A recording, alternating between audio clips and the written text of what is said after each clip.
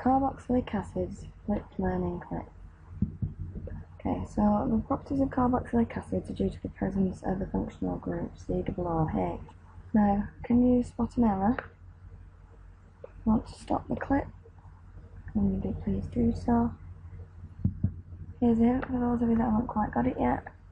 Count the bonds on the carbon. How many bonds should each carbon atom have? For those of you that now got it, it should have a double bond.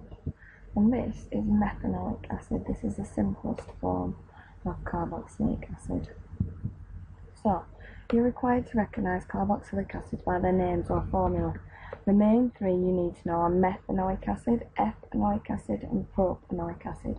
So by now you should know that meth is 1, F is 2 and prop is 3. So, next question then. Now we've seen roughly what it looks like. Which of these are carboxylic acids? Pause the clip now if you want to take a little bit of time. Okay, so moving on. So what you'll see here then is we have the functional group C, double bond O, OH, so we've got C, O, OH, and here C, O, OH, and this one, C, O, OH. Alright, so this one's the tricky one. You see here, this is a very simplified form. For each part here we have a carbon atom. So here we have carbon, it's C, O, OH. So each one of these is actually a carboxylic acid.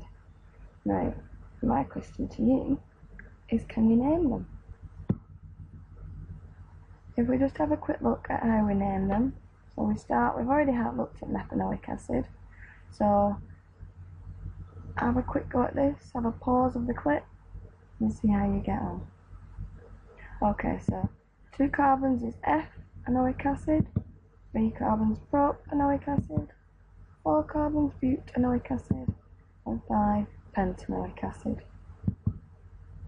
So, if we start looking at some of the properties of carboxylic acids, the first one I want to deal with is all higher tier work really.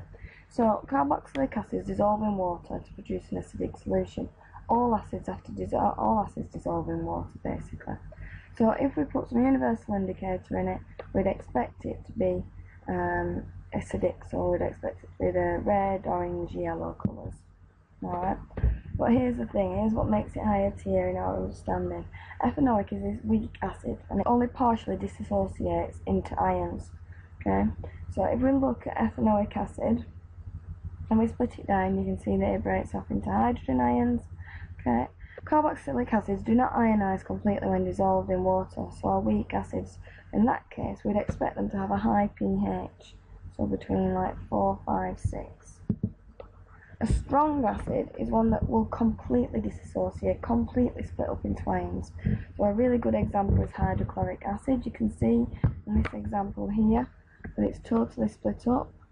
Okay, and we would expect that to have a low pH, so more towards 1, 2, 3. So this is a lot of writing all on one page, but it summarises everything we need to know. Acids have to dissolve in water so that we can find out about their acidic properties. Alright, so strong acids completely ionise in solution. Weak acids will only ionise a little bit in solution. If we get 2 samples of equal volume, so 2 samples with the same molarity, the strong acid will have a higher concentration of hydrogen ions. Alright, so when we're measuring pH, pH is the power of hydrogen,